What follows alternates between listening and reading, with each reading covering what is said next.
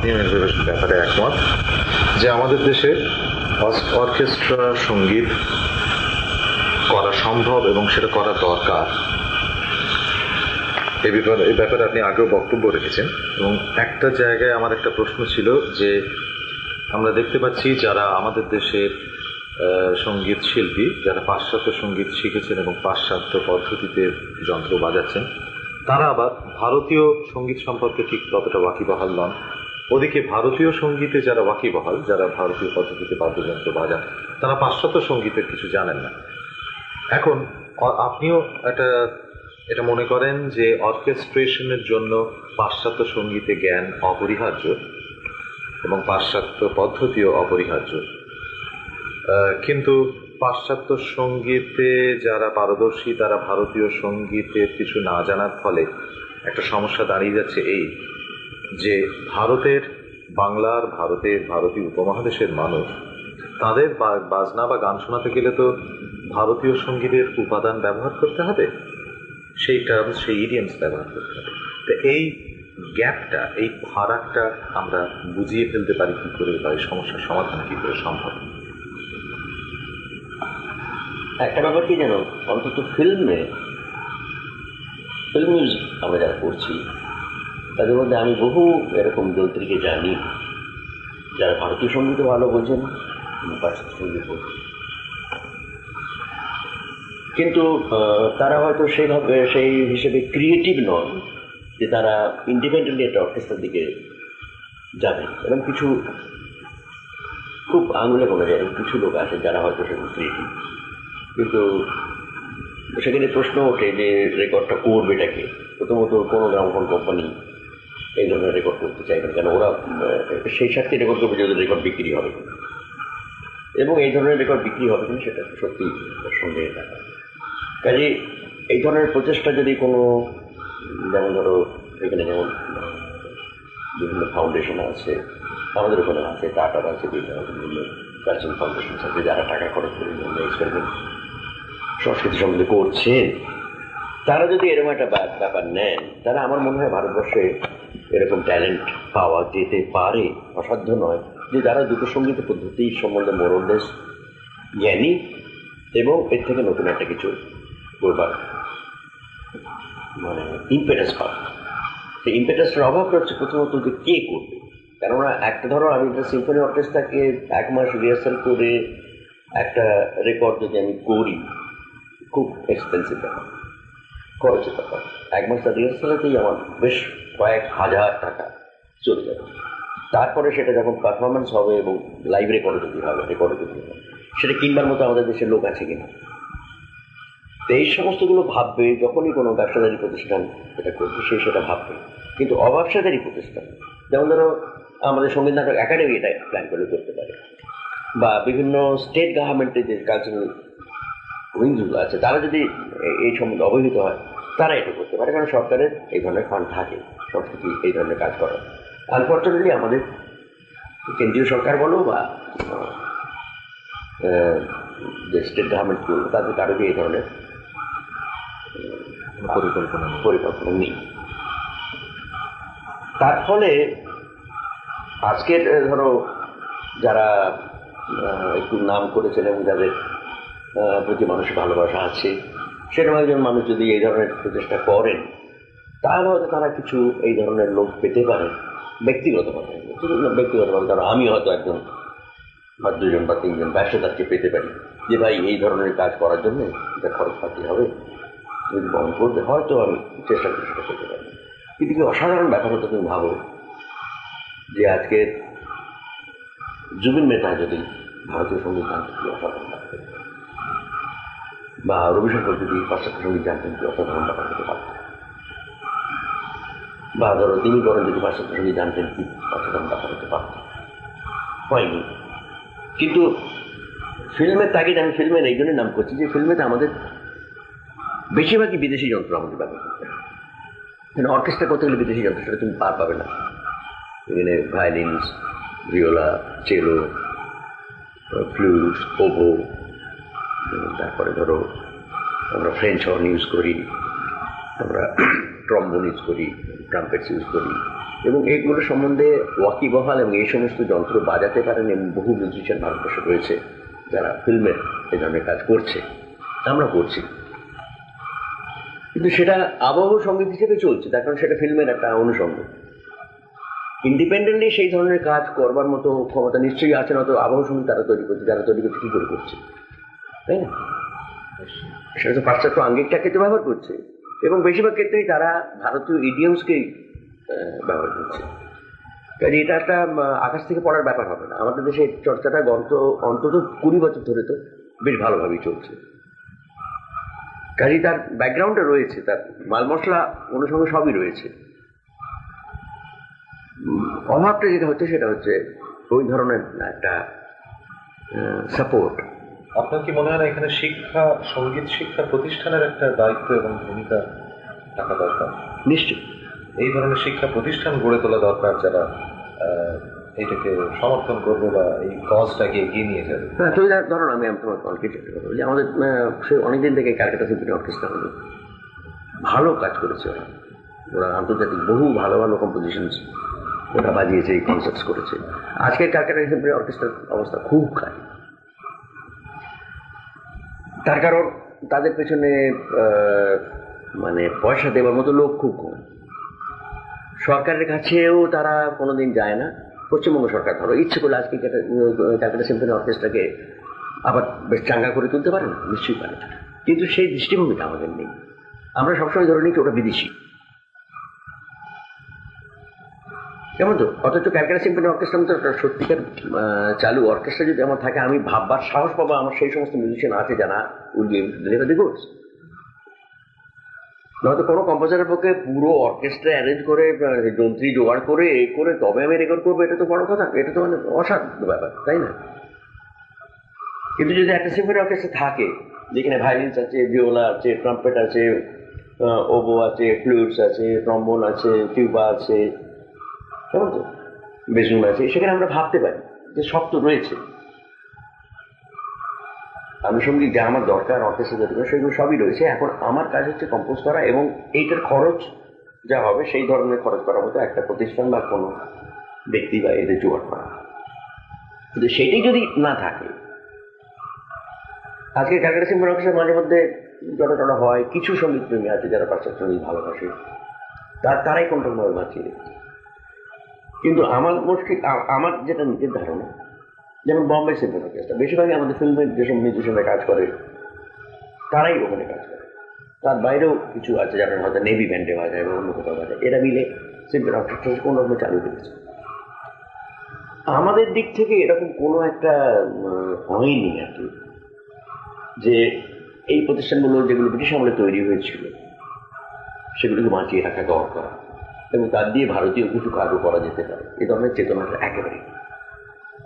আমাদের যত আমরা ইন্ডিজিনাস জিনিস সেটিকে আমরা রপ্তানি করি। আমার কিন্তু অল মাই ডিউ রেসপেক্ট, ধরো পূর্ণদাস বাউল যে বাউল গায়, গান গায়, তুমি কি মনে হয় আমেরিকান অডিয়েন্স বোঝে? আদৌ না। কিন্তু ওর যে লম্বা আলখাল্লা গেরুয়া রঙের, ওর যে পায়ে ঘুঙুর, ওর যে খমক গুড়গুড় গুড়গুড় করে বাজায়, হ্যাঁ, এই যে সেই সাপুরের জাতীয় একটা ব্যাপার, এবং খুব চড়া সুরে মানে অনেক অক্টেভ উঁচুতে ও গান করে, এই ব্যাপারটা ধরো আমেরিকানদের খুব ভালো লাগছে, যেহেতু তারা ডাকছে বিভিন্ন কালচার প্রতিষ্ঠানে গিয়ে ও নেচে নেচে সেই বাউলের গান গাইছে। এইটাকেই কিন্তু চিরস্থায়ী করার একটা বন্দোবস্ত হচ্ছে। আমাকে অনেকে বলেছে, আমি যারা এখানে এসেছি, যে আপনি অরিজিনাল ওই ধরনের ফোক বা আপনার কি বলে এথনিক মিউজিক, সেইগুলো যদি কোনো মিউজিশিয়ান আনতে পারে তাহলে আমেরিকাতে খুব চলছে। এবং তোমরা কি মনে করো আমরা সেই ওইখানেই পড়ে আছি? অর্থাৎ প্রদর্শনী করছে। হ্যাঁ, কিছু লোকের সাংস্কৃতিক ক্ষুধার সুশ্রুতি দেওয়ার জন্য ব্যাপার আছে।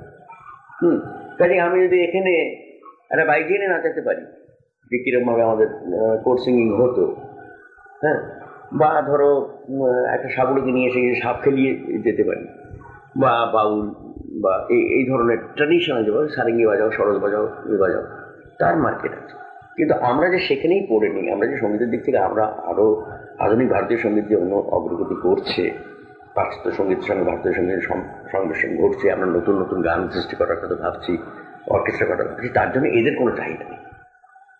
সেক্ষেত্রে সেটাই না আমার বক্তব্য হচ্ছে, এখানে যারা ভারতীয় আছে তারাও সে সম্বন্ধে অবহিত নন, এবং তারাও সেই নিয়ে এখানকার ধর আমেরিকান বা ব্রিটিশ বা ফ্রেঞ্চ বা জার্মান বা যে কোনো দেশে আমাদের বহু ভারতীয় ছেলে মেয়ে রয়েছে, তারা যদি তাদের বলবার চেষ্টা করে যে ভাই আমরা এখনো ওইখানেই পড়েনি, আমরা কিছু কিছু কাজ করছি, তোমরা দেখো শোনো, সেটা হচ্ছে না। তার ফলে আমি এই ধরনের অর্কেস্ট্রা যে করবো, আমার ইম্পেটাসটা কোথায়? আমার ইচ্ছে থাকলেও আমি করতে পারবো না। ঠিক তাই। আচ্ছা সলিলদা, আপনার গান এবং বাজনা শুনলেই বোঝা যায় যে আপনার উপর পাশ্চাত্য সঙ্গীতের প্রভাব খুব বলার মতো। পাশ্চাত্য সঙ্গীতের কোন দিকগুলো আপনার উপর সবচেয়ে বেশি প্রভাব ফেলেছে এবং কোন কোন সঙ্গীত রচয়িতা সবচেয়ে বেশি প্রভাব ফেলেছেন আপনার উপর? আমার উপর সবচেয়ে বেশি প্রভাব দিয়ে পাশ্চাত্য সঙ্গীত একদম পেতে থাকে, তিনি হচ্ছেন বেথোভেন। তার পাশাপাশি আমি বলবো যে আরো অনেকের, মানে মোজার্ট, বাক, টু সাম এক্সটেন্ট হাইডেন,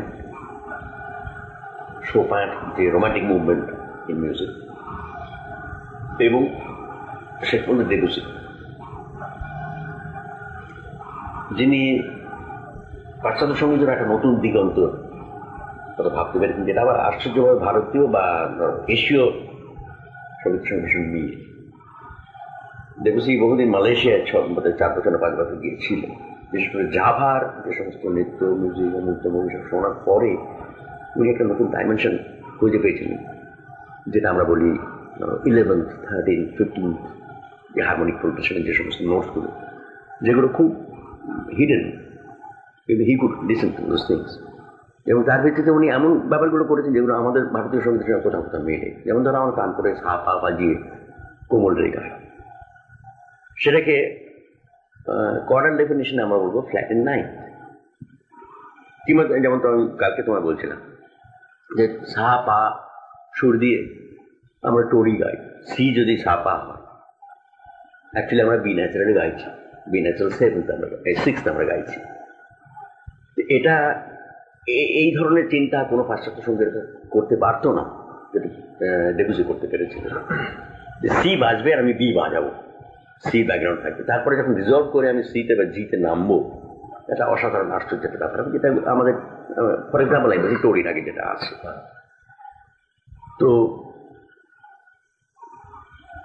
এই সমস্ত সঙ্গীত আমি ছোটবেলা থেকে শুনেছি, তোমার আগে এর মধ্যে বলেছি।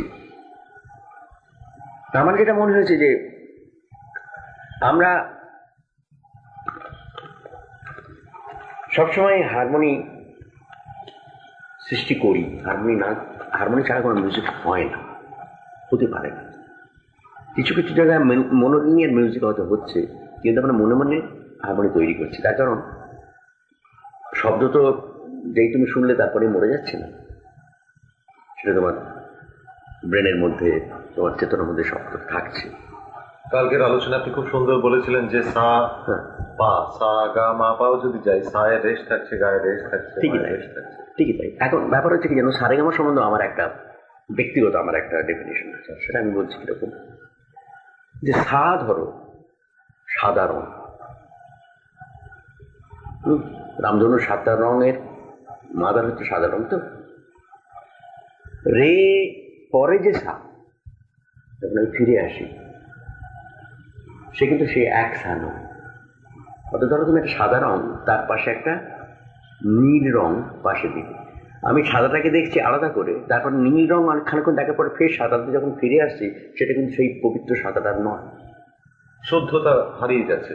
শুদ্ধতা হারাচ্ছে না, সেটা নতুন ডিমেনশনে যাচ্ছে, সে নীলের পাশাপাশি যা। তেমনি স্যার নিচে যদি তুমি ধরো শুদ্ধ নীলটাকে তুমি যদি ভাবো এটা হচ্ছে পার্পল, হ্যাঁ, পার্পলের পরে যে white, that's not the same white. তেমনি গা সা, মা সা, পা সা, প্রত্যেকটা রঙের পাশাপাশি আমি যদি সাকে বিচার করি, প্রতিবারে তার রং করা আছে, এবং এর ভেতর থেকেই আমাদের মানে শব্দ সম্বন্ধে কালারেশন, টোন কালারেশন যেটাকে আমরা বলি, সেটা চেঞ্জ করে। এবং সেজন্যই সঙ্গীত ভালো লাগে, নয়তো মরে যেতাম আমরা। সব রঙগুলো যে আলাদা আলাদা আলাদা আলাদা রং হতো, 7টা রং, আমরা বোর হয়ে মরে যেতাম। কিন্তু যেহেতু বিভিন্ন রঙের সংমিশ্রণে অন্য রঙের একটা চেতনা আমাদের মানে শ্রুতিতে আসে, যেটা পেন্টিংয়ে দর্শনে আসে, সেটা হয় বলেই সঙ্গীত এত বৈচিত্র্যময় এবং তার সম্ভাবনা প্রচন্ড, যেটা কোনোদিন শেষ হয় না। হাজার হাজার বছর ধরে মানুষ কাজ করলেও তার সে বৈচিত্র্য শেষ হয় না, বিকজ অফ দিস। কিন্তু একটা কথা আমাদের জানা দরকার, সেটা হলো যে এই যে পাশ্চাত্য সঙ্গীতের প্রভাব, এবং আপনার কথা শুনে মনে হচ্ছে আপনি এত ভাবিত, আপনি এত ভেবেছেন, পাশ্চাত্য সঙ্গীতের কোন কোন ফর্মগুলো, কোন কোন রূপগুলো আপনার উপর সবচেয়ে বেশি প্রভাব ফেলেছে? যেমন কোন সিম্ফনি না কনচার্টো না ফিউগ? আপনার কি কখনো মনে হয়েছে যে যেখানে সঙ্গীতের চিন্তার ব্যাপারে এসে সেটাই আমাকে ভাবিয়েছিলেন? যেমন ধর বেথোভেন, তুমি যদি খুব মন দিয়ে শোনো, বেথোভেন তার নাম কি দিচ্ছে সেটা তুমি ভুলে যাও। উনি কাকে 6th সিম্ফনি উনি বলছেন প্যাস্টোরাল, যেমন তো, বা উনি 5th সিম্ফনিটা করেছেন, যেটা মানে একটা বিরাট একটা বিপ্লবের ব্যাপার। কিংবা ধরো উনি এরয়টা করেছেন, হিরোশিপ, যেটা নেপোলিয়ন যিনি করেছিলেন, যেমন নেপোলিয়ন নিজেকে এম্পায়ার ডিক্লেয়ার করলেন, উনি সেই মলাটা ছিঁড়ে ফেলে দিলেন। তো ওই যে বিভিন্ন ভাবের যে চিন্তার যে ব্যাপারটা, যেটা সাংগীতিক চিন্তা, সেটা আমাকে ভীষণভাবে ভাবি। সে সাংগীতিক চিন্তাকে আমাদের একসঙ্গে হয় না, হয়, কিন্তু ওই ডিমেনশনে আসে না। অর্থাৎ পলিফোনির মধ্যে দিয়ে আমরা এমন একটা যুগে বাস করছি, যে যুগটা এদেশে আগে এসেছে, সেটা হচ্ছে যন্ত্রযুগ, তাই না? ইন্ডাস্ট্রিয়ালাইজেশন হয়েছে, যেখানে একটা ফ্যাক্টরি চলে, যেখানে জেট প্লেন ওড়ে, যেখানে ট্রাম বাস চলে, হাজার হাজার মানুষ রাস্তা দিয়ে যায়। সেই এক শব্দের জগৎ, আর এক শব্দের জগৎ যেখানে তপবন ছিল, পাখির ডাক ছিল, ঝর্ণার কুড়িগুলি ছিল,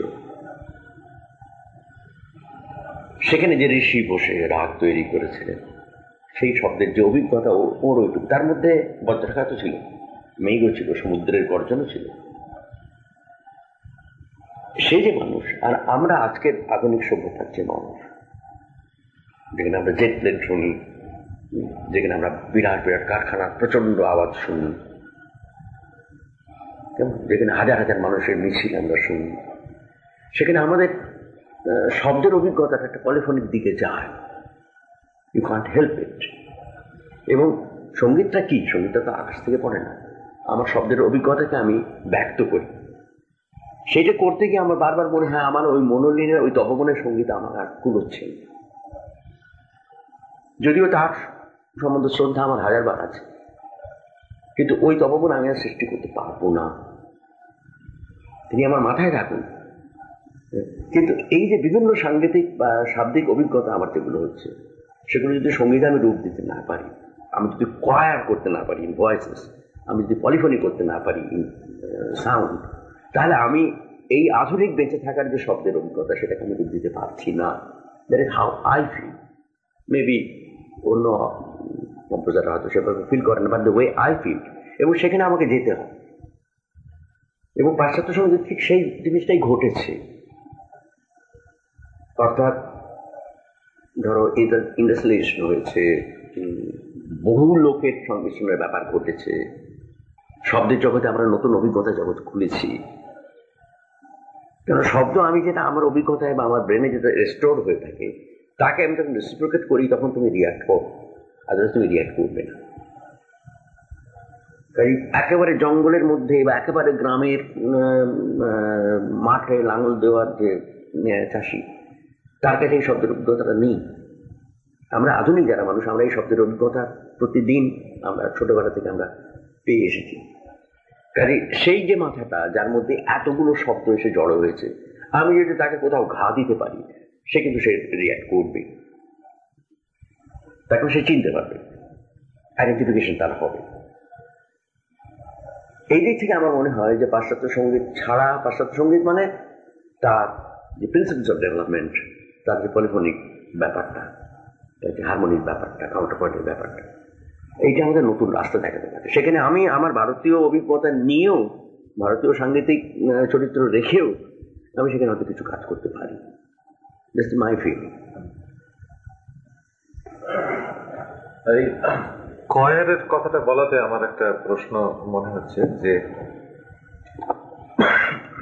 আপনি আপনার প্রথম দিকের গানেও দেখেছি ও আপনি নিজেও বলেছেন যে সেই আইপিটি এর যুগ থেকেই যখন আপনারা সভায় গান গাইছেন তখন আপনি আরো বহু কণ্ঠের সাহায্য নিচ্ছেন এবং স্বরসঙ্গতি করছেন। তারপর বিভিন্ন গানে আপনি অদ্ভুত স্বরসঙ্গতির নজির দেখেছেন।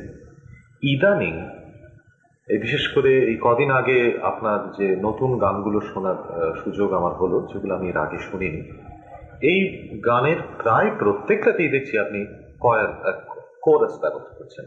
হ্যাঁ, আপনার একটা সমবেত কণ্ঠ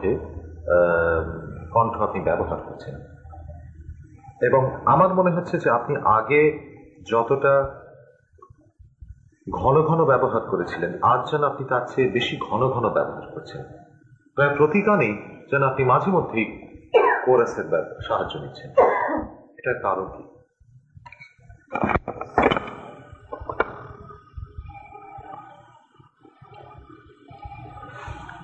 ব্যাপারটা কি জানো, আমি যখন ফিল্মের বাইরে কাজ করি, যখন HMV বা ইন্দ্রেকো বা মেগাফোন এদের জন্য যখন কাজ করি, তখন আমার স্বাধীনতাটা অনেক বেশি থাকে। আমি কোনো ফরমাইশি কাজ করছি না। দুর্ভাগ্যবশত সেরকম কাজ করার সুযোগ আমার হয়তো বছরে 2 মাস। সারা বছর যদি আমি কাজ করতে পারতাম এই জাতীয়, তাহলে হয়তো আমি করতাম। মানে অনেকগুলো ব্যাপার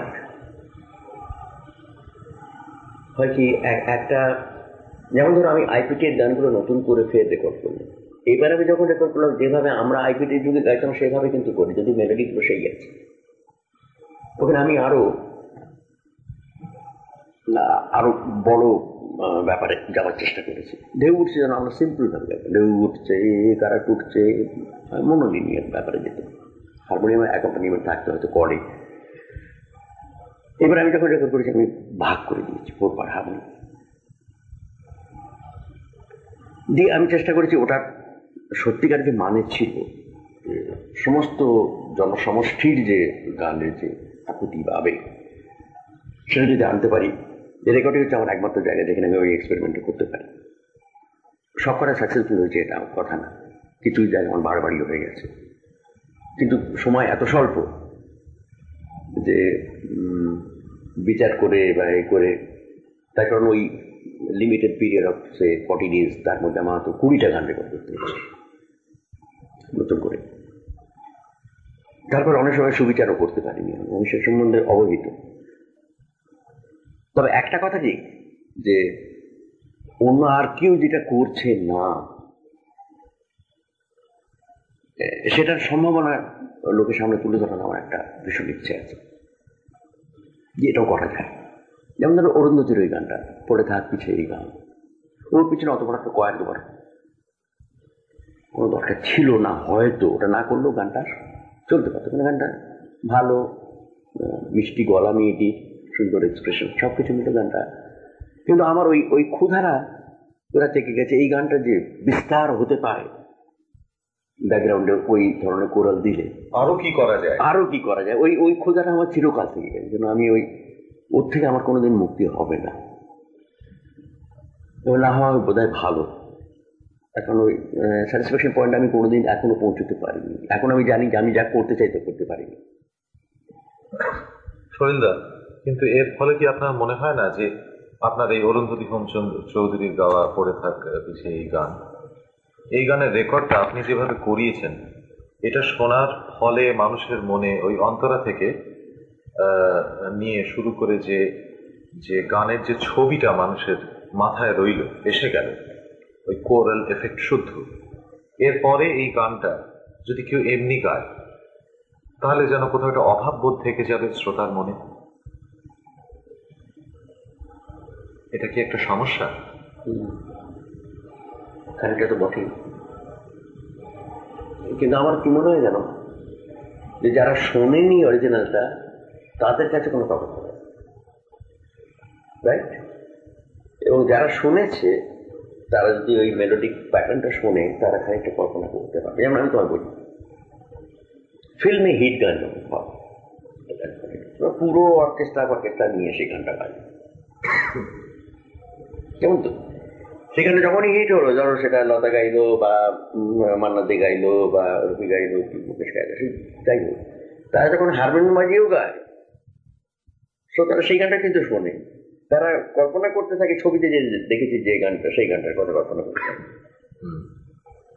তার তো মান্না দে একটা তবলা হারমোনিয়াম নিয়ে তার সমস্ত গান দিনের পর দিন গিয়ে যেতে পারতেন, অথচ উনি যে গান হিট গানগুলো গিয়েছেন সেগুলো সবগুলি কিন্তু অর্কেস্ট্রা সম্পর্কিত। ছবিতে অন্তত আমরা যখন করি, তাই না, সেখানে বিরাট 50-60 জনের অর্কেস্ট্রা বাজছে, সব বাজছে, কিন্তু গানটা যখন পপুলার হলো, সেই গানটা শুনতেই লোকে কিন্তু আগ্রহ দেখায়। তো তখন তুমি যদি হারমোনিয়াম তবলা তো ওই গানটি গান, ওরা বোধ হয় মনে মনে সেই এটাকে কল্পনা করতে থাকে, মেলোডিটাই ওদের গ্রাহ্য হয়। এটা তো আমি দিনের পর দিন দেখছি। এটা আমার মনে হয় না ওটাতে খুব ক্ষতি হবে, জানো, যে কয়ার ব্যাকগ্রাউন্ড না থাকলে ওই গানটা আর ওই রূপে লোকে নেবে না, এটা হবে না। তবে যদি কখনো করা যায়, ধরো আমি কন্ডাক্ট করছি ওটা, আমি তার প্রত্যেকটা গান, তার যে যে চরিত্র, যে ধরনের অর্কেস্ট্রেশনের মধ্যে সমস্ত অনুষঙ্গ আমার রইল, দ্যাট উইল বি আইডিয়াল। সেই আইডিয়াল কন্ডিশন সবসময়, যেমন ধরো আমি যদি মে মাসে ভাবছি আমেরিকা, আমার ম্যাক্সিমাম লিমিট হচ্ছে 10 জন কি 11 জন টোটাল লোক আসবে, তার মধ্যে 4 জন গাইছে, তার মধ্যে 6 জন মিউজিশিয়ান নিয়ে আমি ওই effect impossible for me to create কয়ের একটা প্রশ্ন, রাইট? কিন্তু I can venture it, considering যে আমি অন্তত গানগুলোর একটা চেহারা, অর্কেস্ট্রাল একটা মানে বেসিক যে মানে যেটাকে আমরা বলি যে নিউক্লিয়াস যে রূপটা, সেটা দিতে পারব, এবং দিলে সে তার চেহারাটা ফিল পাবে, মানে বোঝে, তাকে চেনা যাবে। বুঝতে পেরেছি। আপনার অর্কেস্ট্রার ব্যাপারে আর একটা প্রশ্ন, সেটা হচ্ছে ছোটবেলা থেকেই যে আপনার যত গান শুনেছি তাতে দেখছি কয়েকটা, এই নিয়ে আপনার সঙ্গে একদিন আলোচনা হয়েছিল, কিন্তু একটা প্রশ্ন আপনাকে আমি করতে ভুলে গেছি। কয়েকটা যন্ত্র আপনার গানে বারে বারে ফিরে আসছে। আপনি সেদিন বলেছিলেন যে ওখানে যন্ত্রের অ্যাভেলেবিলিটি, প্রাপ্তিসাধ্যতার ব্যাপারে লিমিটেশন রয়েছিল, যে একসময় আপনাকে অ্যাকর্ডিয়ন ব্যবহার করতে হয়েছে, হয়তো অনেক সময় আপনি চাইছেন না, কিন্তু তা আর কি করা যায়, অগত্যা অ্যাকর্ডিয়ন। কিন্তু কতগুলো ইনস্ট্রুমেন্ট, কতগুলো যন্ত্রের ব্যবহার যেন আপনার গানের প্রতিটি গানেরই একটা বিশিষ্ট অঙ্গ, যেমন বাঁশি। এবং আমি জানি না, আমি অর্বাচীনের মতো বলছি হয়তো, একটা পিকোলোর মতো একটা এফেক্ট আসে, এবং খুব দ্রুত সেটা তার গতি, সে বাঁশি মুভ করছে খুব দ্রুত। বা স্যাক্সোফোন ব্যবহার করেছেন আপনি এক সময় কিছু কিছু গানে। স্ট্রিংস, তার যন্ত্র আপনি খুব বেশি ব্যবহার করেন। এই যে যন্ত্রগুলো আপনি ব্যবহার করছেন, এর মধ্যে যে পৌনঃপুনিকতা আসছে, এর পেছনে কি আপনার কোনো চিন্তা আছে? চিন্তা আমাদের থাকেই, তার কারণ আমরা যখন একটা শুট করি, তার সঙ্গে যে অ্যাকম্পানিমেন্টের কথা তো আমাদের ভাবতে হয়, কি যন্ত্রে এর অ্যাকম্পানিমেন্ট ভালো হতে পারবে। 1 নম্বর। 2 নম্বর হচ্ছে যে আমাদের গানে এখনো দিকে ধারা আছে ইন্টারলিউড মিউজিক, সো কল, সেটা কি হবে। আমি যখন একটা গান করি, আমি অন্তত চেষ্টা করি যে পুরো গানটা একটা ইন টোটালিটি সেটা মানে একটা সম্পূর্ণ একটা এন্টিটি তৈরি হবে, বা রবীন্দ্র সঙ্গে নিয়ে তার ইন্টারলিউড মিউজিক নিয়ে তার কোম্পানি মিলিয়ে।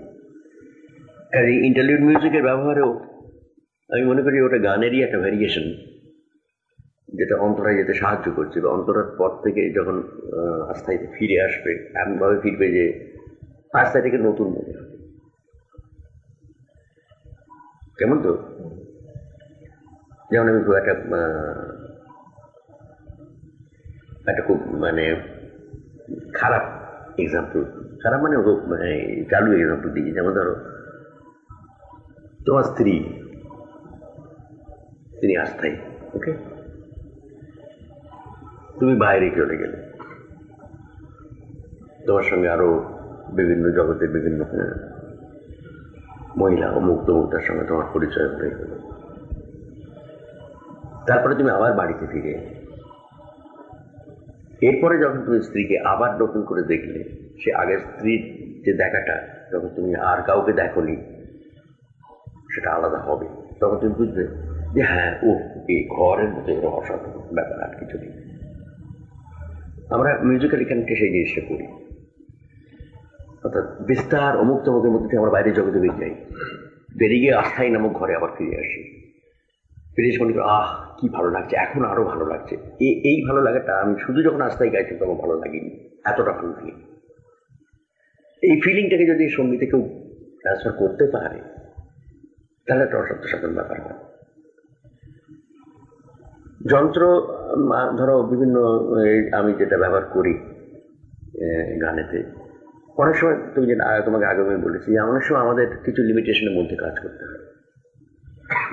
অ্যাভেলেবিলিটি অফ মিউজিশিয়ানস, এবং যেমন আমার একটা ইলেকট্রনিক অর্গান হলে খুব ভালো হতো, সেটা পাওয়া যাচ্ছে না। হয়তো তার জন্য টাকা জোগাড় করা যাচ্ছে না, বা যে মিউজিশিয়ান ভালো এটা বাজাতে পারতো তাকে হয়তো পাওয়া যাচ্ছে না। এটা বহু ক্ষেত্রেই হয়। সেখানে ওই কর্ড ওইটা বাজাবে, চলো একটা অ্যাকর্ডিয়ন হয়ে যাবে, বলে হয়তো সেখানে আমি অ্যাকর্ডিয়ন ইউজ করলাম। বা ধরো একটা ইন্টারলিউড মিউজিকে যেখানে আমার হয়তো খুব ভালো লাগতো যে একটা ফ্রেঞ্চ হর্ন যদি পেতাম, যেটা আমি ধরো আনন্দ গাড়ি করেছিলাম, কোনটা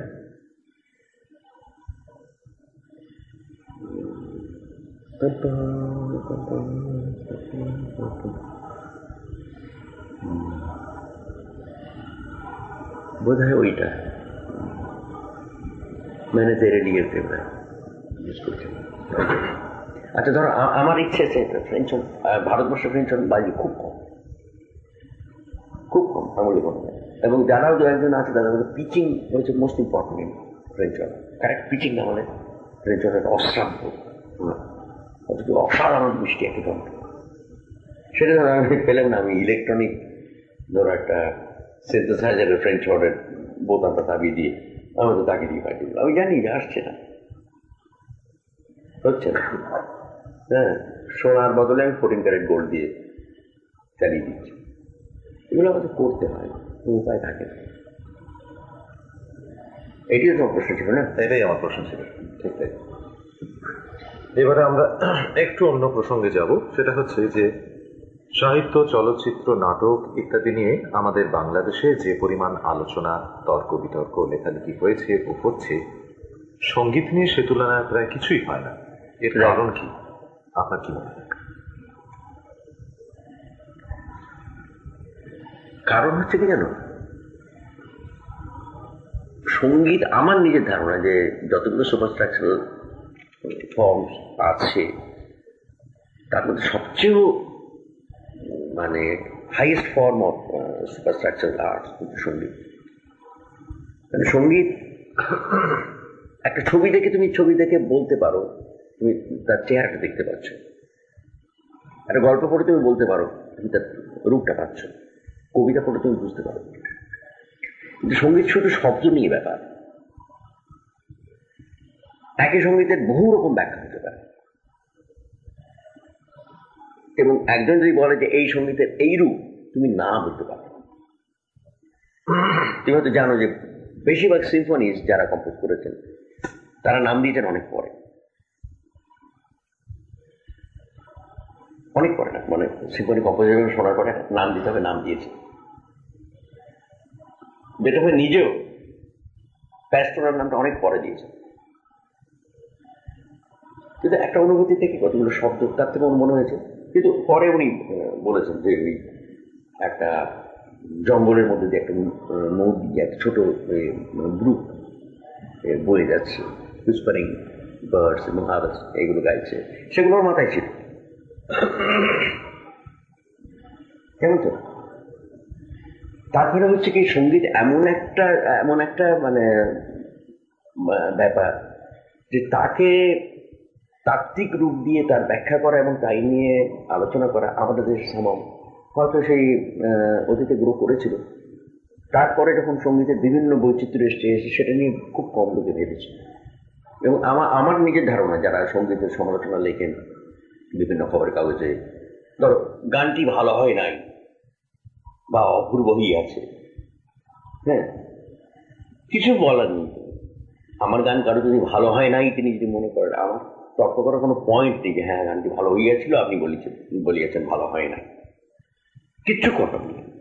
বা তুমি যদি হরার প্রশ্ন রেখে অনবদ্য একখানি গান, আমারও কিছু বলার নেই। তার কারণ আমাদের কোনো মাপকাঠি নেই বিচার করার কারণ, বা সঙ্গীতকে বিচার করার মাপকাঠিগুলো তৈরি হয় না, কি দিয়ে বিচার করবো? অর্থাৎ এস্থেটিক্স অফ মিউজিক সেটা তৈরি হয়নি আমাদের দেশে। সেটা আমার মনে হয় সেটা তোমাদের কাজ, তোমাদের সামনে সেই দায়িত্বটা রয়েছে যে তোমরা সেটাকে তৈরি করবে। অর্থাৎ যারা সঙ্গীত বোঝে এবং সঙ্গীত সমর্থন, আমাদের বেশিরভাগই সঙ্গীত বোঝেন না, তারা কানে শুনে বিচার করেন। এই আমার সঙ্গে একজন নাম করা একজন সঙ্গীত মানে সমালোচক, আমি তাকে বললাম আপনি কেন এই কথা লিখলেন? আমার একটা কোনো ছবির সঙ্গীত সম্বন্ধে খুব যাচ্ছে তাই বলে উনি কাগজ লিখেছেন। আমি দেখুন, আমাকে শিখতে দিন, আমি যদি সত্যি যাচ্ছে তাই মিউজিক করে থাকি, অন্তত আপনার সমালোচনা থেকে আমি এটুকু তো শিখতে পারবো যে আগে কি করবো আমি। আপনি তো নস্বাত করে দিলেন গোড়া থেকে শেষ অবধি, তাই না? কিন্তু আপনি কেন বললেন সেটা যদি না বলেন তাহলে আমি তো ইমপ্রুভ করবো না। মানে আমি তো সঙ্গীত বুঝি না, উনি বললেন, আমি তাহলে আপনি সমালোচনা করেন? ভাই আমরা তো সাধারণ মানুষ, আমরা কান দিয়ে শুনি, কান দিয়ে বিচার করি। তার তো সবচেয়ে বড় সমালোচক গাধা হওয়া উচিত, কারণ গান সবচেয়ে লম্বা গান। তখন তিনি আমাকে বললেন তুমি আমায় গাধা বললে। আমি বললাম আপনাকে গাধা বলিনি, যে গানই যদি সবচেয়ে বড় কথা হয়, তার মধ্যে যদি বুদ্ধি না থাকে, তার মধ্যে যদি বিচার শক্তি না থাকে, তার মধ্যে অন্তত কিছুটা মাপকাঠি বা মানদণ্ড যদি না থাকে, তাহলে আমরা কোথায় যাব? আমি ওদের বাজে গান করেছি, বাজে সঙ্গীত করেছি, আমি কি করে বুঝবো যে আমি বাজে করেছি যদি আপনি না আঙুল দিয়ে বুঝিয়ে দেন এই জন্য বাজে হয়েছে? শুধু আমি বলি না, অন্তত ভবিষ্যতে যারা সঙ্গীতকার আসবে তাদের জন্য তো একটা মানদণ্ড থাকা দরকার, তো মাপকাঠি থাকা দরকার। তো সেটা আপনারা কোথায় দিচ্ছেন? তার ফলে হচ্ছে কি, আমরা ওই ভালো লাগা বা খারাপ লাগা, হ্যাঁ, আমরা ওই বড় কানওয়ালা লোক নিয়ে আমরা বেঁচে আছি। ঠিক তাই। সুনীলদা, আপনি বহুগুণ সম্পন্ন মানুষ। গান, কবিতা, নাটক সব ক্ষেত্রেই আপনার বিস্ময়কর অবদান। আপনার লেখার, আপনার সুরের ছত্রে ছত্রে প্রতিটি ধ্বনি সমষ্টিতে প্রখর বুদ্ধিবৃত্তি ও মননশীলতার ছাপ। সঙ্গীতের জগতে আপনি একজন দুর্লভ ভাবুক, আপনার সৃষ্টি তার প্রমাণ।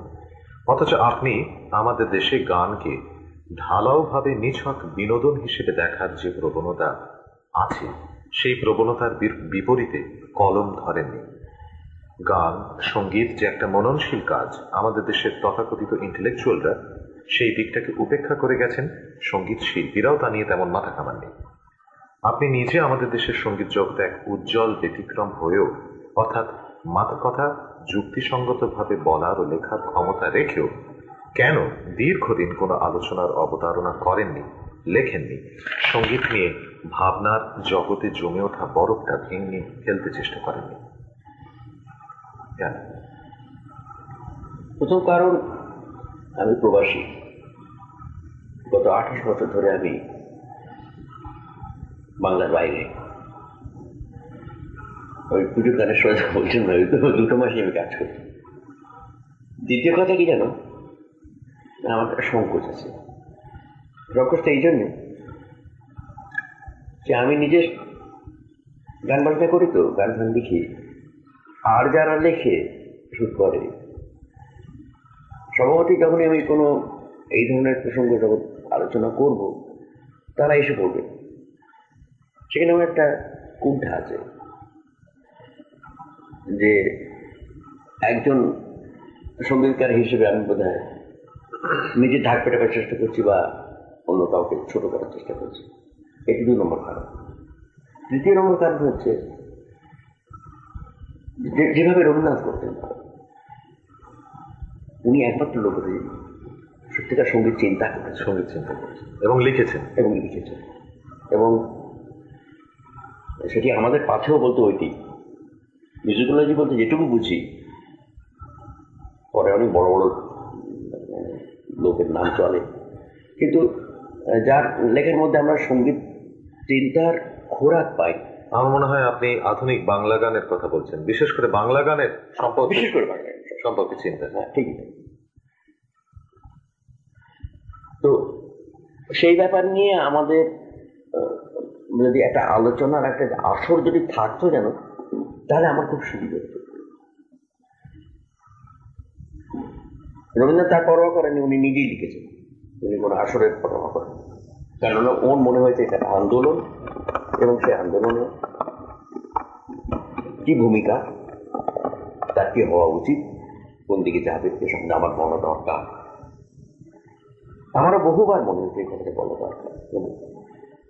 এবং তোমার সঙ্গে আমি যে রাজি হয়েছি ইন্টারভিউ করে তোমার সঙ্গে কথা বলবো, তার অন্যতম কারণ হচ্ছে যে আমাদের এই ইন্টারভিউয়ের মধ্যে, এই কথাবার্তা বলার মধ্যে অন্তত আমি একটা নিজেকে প্রকাশ করার একটা সুযোগ পাবো, যার মধ্যে দিয়ে আমার সঙ্গীত চিন্তা, আমি যেভাবে ভাবি সঙ্গীত সম্বন্ধে, সেটা অন্তত একটা জানলা প্রকাশ পাবে, একটা জানলা খুলে যাবে।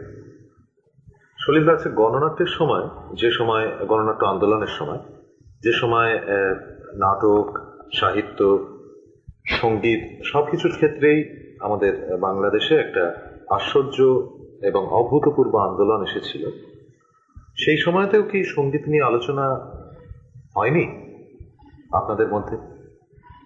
1 সেকেন্ড সলিল দা, টেপটা পাল্টে। সঙ্গীত নিয়ে আলোচনা করি, এটা কেন বলছি? আমরা গানের কি কথা, কি বক্তব্য, তাই নিয়ে আলোচনা করেছি। সঙ্গীত কি ফর্ম নিচ্ছে, কিভাবে একটা বিশেষ কথাকে বলার জন্য সে নতুন আঙ্গিক তৈরি করছে, বাহ বাহ বেশ করেছ, এটা আলাদা ব্যাপার। তাকে অ্যানালিটিক্যালি তাকে বিচার করা, তার সম্বন্ধে একটা ডেফিনিট একটা মত প্রকাশ করা, এটা হয়, সেটা তোমরা করছো, খুব ভালো। সত্যি এই জিনিসটা হচ্ছে না। সলিল, এবার আপনাকে একটা ছোট্ট ঘটনার কথা বলছি, সেই ঘটনার উপর আপনি, যদি আপনি ইচ্ছে করেন, মন্তব্য করবেন। আমাদের দেশের এক অতি নামজাদা সাপ্তাহিক পত্রিকায় আমি একটা লেখা জমা দিতে গিয়েছিলাম একবার। লেখাটা ছিল আধুনিক গান নিয়ে। সেই লেখায় আমি এক জায়গায় আমার একটা যুক্তি খাড়া করতে গিয়ে রবীন্দ্রনাথের একটা গান ও সলিল চৌধুরীর একটা গানের দৃষ্টান্ত দিয়েছিলাম। রবীন্দ্রনাথের পাশে সলিল প্রসঙ্গ দেখে সেই মহানামী পত্রিকার সম্পাদক প্রায় আঁতকে উঠলেন, বললেন, রবীন্দ্রনাথের গানের পাশে সলিল চৌধুরীর গানের উল্লেখ ঠিক মানায় কি? আপনি মন্তব্য করুন যদি চান।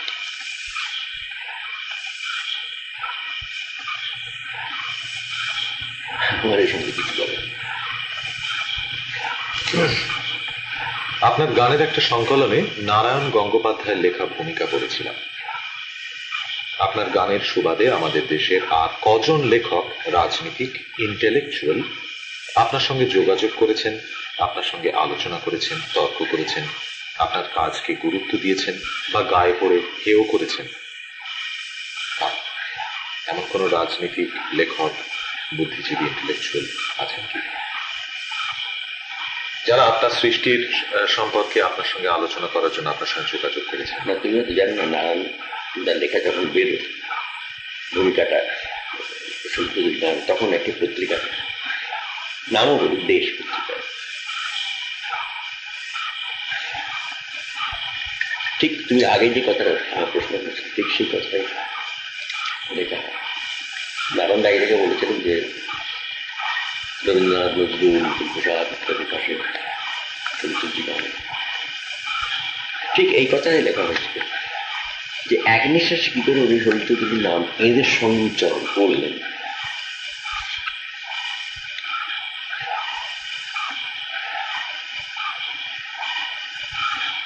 সত্যি কথা বলতে কি কেউ এ নিয়ে আলোচনা করে।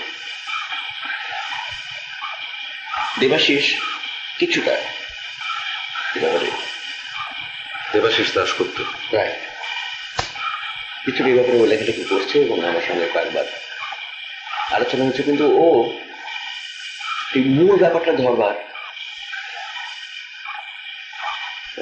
চেষ্টা করেননি। অর্থাৎ সঙ্গীত বিশেষ কি কারণে তার ফর্ম বদলাচ্ছে, বিশেষ কি কারণে সে, আমি শুধু সঙ্গীতের কথা বলছি, আমি গানের কথা বলছি,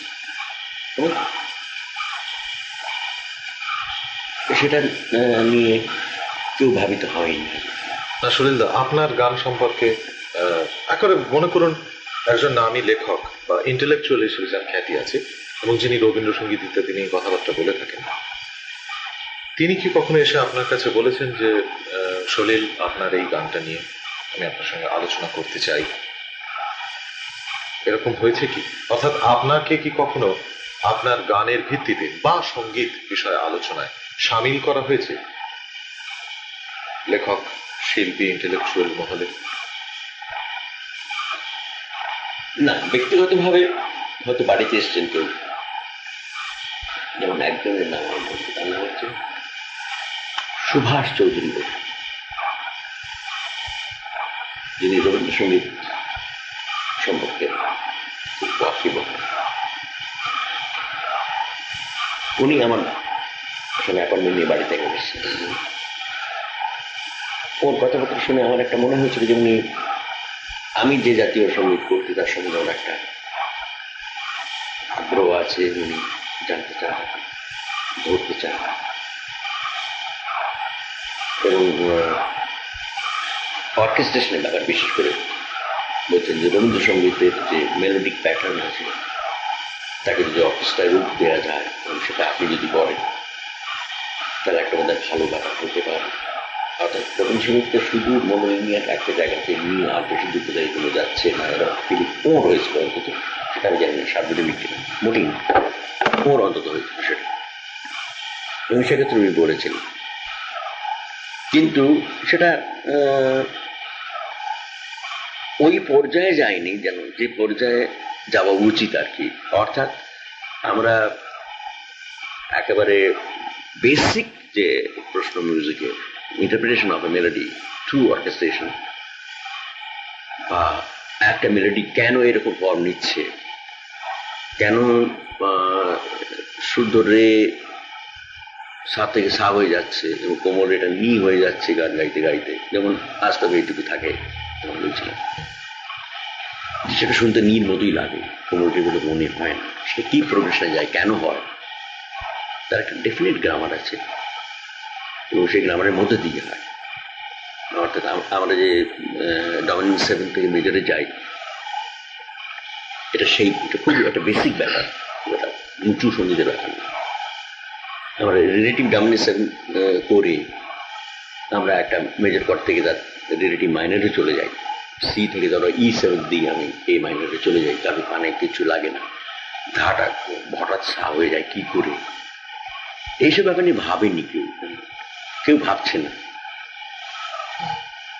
তো আমার খুব ইচ্ছা আছে এমন ওয়ার্কশপ করা যেখানে এইসবগুলো নিয়ে আমি তোমাদের মধ্যে যারা ছেলেরা আছে, আমি যে কাজগুলো করেছি তার একটা নিশ্চয়ই একটা ব্যাকরণ ভিত্তিতে আছে, সেই নিয়ে অন্তত নতুন যুগের ছেলেরা যারা কাজ টাজ করবে তাদের সামনে আমি যেটুকু আমার নিজের অভিজ্ঞতা দিয়ে জেনেছি সেটা যদি তাদের বলতে পারি, তো আগামী দিনে আমার মতো সংগ্রাম করে 30-35 বছরের ধরে নাকে খত দিয়ে তাদের যদি যেটুকু আমি শিখেছি যদি বলে দিতে পারি, তাদের ওই অন্তত 30 বছরটা নষ্ট হবে না।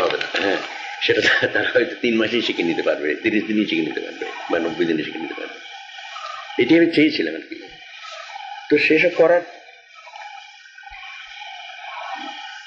আমার ধরো অর্থনৈতিক, বিশেষ করে অর্থনৈতিক সমস্ত কিছু মিলিয়ে আমার সেটা সুযোগ আমার তো নেই। সেটা তোমরা যদি কেউ করো আমি সেখানে গিয়ে সামিল, কিন্তু আমার পক্ষে এই সংগঠন গড়ে তুলে তার ভিতরে গিয়ে এই করা আমার অন্তত অ্যাট প্রেজেন্ট আমার সেটা সামর্থ্য নেই। হয়তো আমার সে এই জীবনে হবেও জানি না। শৈলেন্দু, আপনি আপনার সমকালীন গীতি স্রষ্টাদের কাজের সঙ্গে কতটা পরিচিত বাংলা গানের ক্ষেত্রে? খুব বেশি না। আমাকে যদি তুমি বড় এই নিয়ে আপনি প্রবন্ধ দিকে আমি লিখতে পারি। এখন আগে বলেছি আমি প্রবাসী, 28 বছর ধরে আমি বাংলার মাটি থেকে বাইরে, বহু গান হচ্ছে হচ্ছে হচ্ছে। যদি আমার একটা অসম্ভব ইচ্ছা আছে যে ধারাবাহিকভাবে গান একেবারে সেই গোড়ার থেকে বাংলা গান যখন রেকর্ডে বেরোতে আরম্ভ করলো আজ পর্যন্ত সেই সমস্ত গীতিকারগুলো আমি যদি জোগাড় করতে পারি, তাই একটা পর্যালোচনা করতে পারি এবং বাংলা গানের ক্রমবিকাশ কি করে ঘটছে, তাতে নতুন সুর কি করে আসছে, নতুন চিন্তা কি করে আসছে, কোথায় পতন আসছে, কোথায় ধরো প্রগতি আসছে, এটা যদি বিচার করতে পারতাম সেই সময় যদি আমি পেতাম, আমার মনে হয় সত্যি একটা কাজের মধ্যে কাজ হতো। সেগুলো তোমাদের করা দরকার। কিন্তু সলিলদা, আপনি নিজে একজন সঙ্গীত সম্পর্কে অত্যন্ত সচেতন, এবং শুধু সঙ্গীত না, আরো বিভিন্ন শিল্প মাধ্যম, ছায়াছবি, নাটক, গল্প, প্রবন্ধ ইত্যাদি বিভিন্ন ব্যাপার, রাজনীতি, বিভিন্ন ব্যাপার সম্পর্কে একজন সচেতন মানুষ হয়ে আপনি যে সঙ্গীত সৃষ্টি করছেন, আজ কত বম্বেতে গেছেন আপনি, কত 25 বছর হলো? 28 বছর। এই 28 বছর ধরে আপনি বম্বেতে বসে কাজ করছেন, বেশ কিছু ভাববার মতো বাংলা গান আপনি উপহার দিয়েছেন আমাদের, অথচ আপনি সমকালীন বাংলা গান শুনতে পাচ্ছেন না, যে কারণেই হোক। এর জন্য কি আপনার আমি শুনছি, যেমন গত 1 বছর ধরে আমি তো বেশিরভাগ কলকাতাতেই থাকছি, কাজে রেডিওর কল্যাণে কানে আসছে অনুরোধের আসর, অমুক তমুক ইত্যাদি আমার কানে তো আসছেই। কিন্তু বম্বেতে থাকাকালীন আপনার অতটা সুযোগ হয়নি। কিন্তু গত 1 বছর ধরে হয়েছে। ধরো আমি 80 সালের শেষের দিক থেকে, সেপ্টেম্বর অক্টোবর থেকে আমি বেশিরভাগ সময় কলকাতাতেই আছি